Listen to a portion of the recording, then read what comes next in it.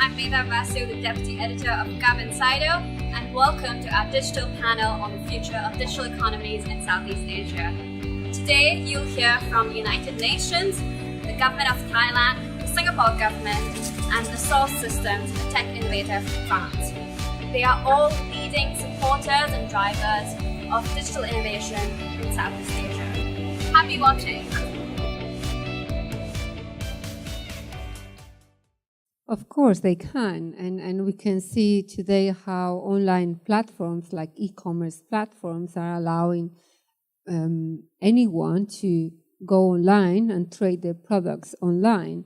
And this is why at UN ESCAP we are exploring how we can promote innovation that leaves no one behind, and how we can tailor innovation policies, how we can supplement existing policies with other programs that also reach further and include those excluded groups, often rural communities, but also women or persons with disabilities, to also make sure that they can fully participate in the digital economy.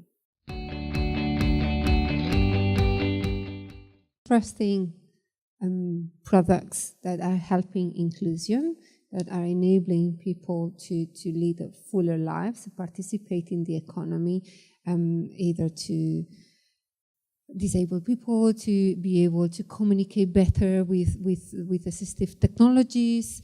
We can see e-commerce platforms, what I was referring to before, enabling economic opportunities.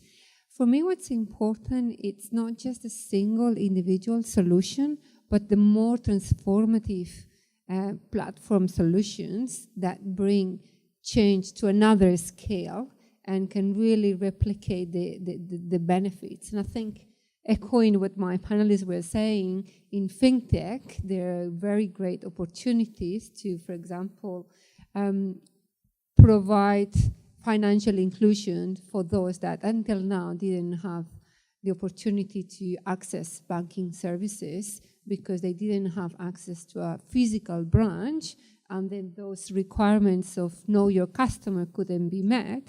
But now, thanks to digital IDs, to open platforms, and to mobile telephones, all those systems can be put together and enable digital know your customs requirements. And this is an area where I'm very excited about, not just individual technological solutions, but more transformative solutions.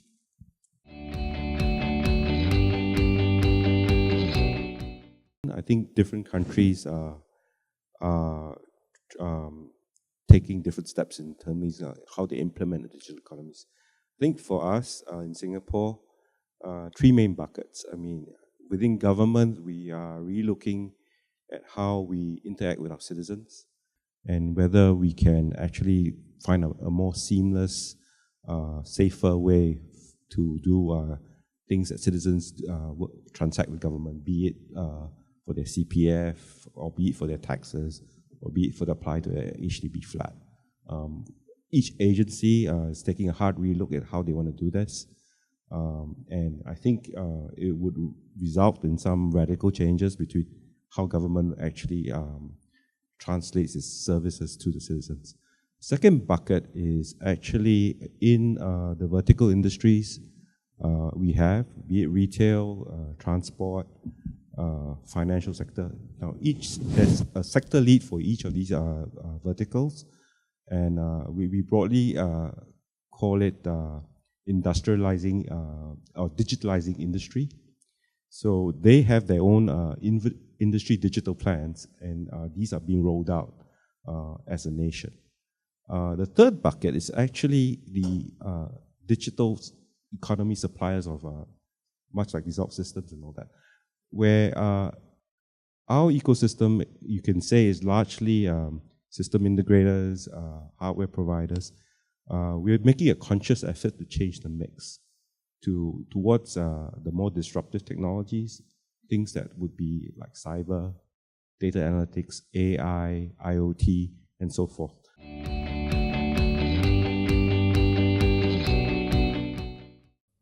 I think we can see that from the past couple of decades ago, lot of people in Thailand, we mainly engaging with innovation through agricultural or maybe manufacturing. So when we're talking about innovation, it's mainly about manufacturing sectors. Now we start to think about services. So in that sense, you will see a lot of big transformation in banking sector. Like some bank already reduced their own employees and transform into a bit more digitalization system.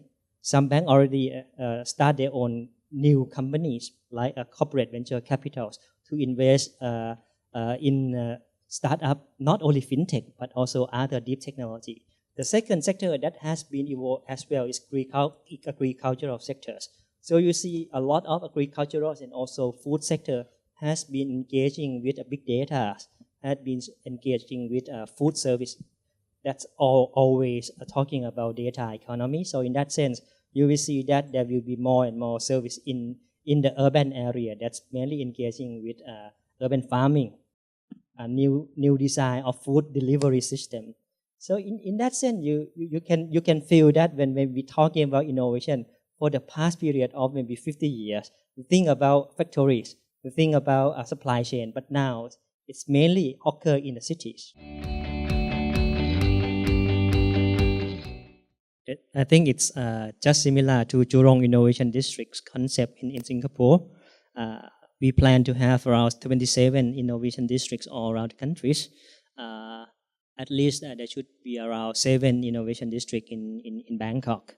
We will open the 2 innovation districts between October, mainly focus on medical innovation and also digital innovation. Digital innovation, we join hand with one of the biggest telco in Thailand through Digital Park. So it will be a landing pad for international startups that working on digital economies. While Yoti Innovation District, it mainly focus on public health, medicals, and life science innovation. So you see that it's a kind of area-based innovation that's transformed the inner cities of Bangkok, Chiang Mai, Phuket, and also Chonburi into space and also the physical asset that can utilize by innovator, venture capitals, and also land developer. So Dassault Systems is a company that has been transforming industries for 40 years. We started off with Boeing, and instead of crash testing jets, we actually designed the jet on a computer, and hence the industry called CAD came out, in simulation. So we've taken that further, and now we're designing, manufacturing, and operating products as small as molecules, drugs, pharmaceuticals, to products like iPhones, to cars, to jets, and now cities. We are the partner for the Singapore Virtual City Project, and a city is a systems of systems with many different topics that you need to think about being innovative, but thinking about how the city could be sustainable. Similar to any government we work with, there's things that are changing and driving the changes around the economy. Obviously, the Thai government is focusing on 5 new industries. They've been traditionally in 5 industries around aerospace and transportation. Now they're going in, they're in transportation before, they're going into aerospace. And as they go into new industries, they want to figure out what kind of people need to be equipped with what type of technologies and know-how. So we have a program around the workforce of the future, which really talks about training graduates, postgraduates, certification, I would say grassroots, even grade school programs on students learning new I would say disciplines around multidisciplinary technology, around digitization, around becoming a new engineer that's equipped with new tools and new thought patterns. That's not traditional schooling. So we're looking at these new workforce of the future programs in Australia, now in Thailand, which is very exciting. The other program that we're doing with the Eastern Economic Corridor in Thailand is about digitizing this whole area, which is going to be an area that really attracts foreign investment. It's going to have universities that are state-of-the-art. Companies will invest into there. There will be a new train system. And if you kind of look at the whole urban planning around that, there's going to be a lot of industrialization, but at the same time, balancing the sustainability. So we're going to look at modeling that area as well as kind of creating a virtual Singapore, but a virtual EEC area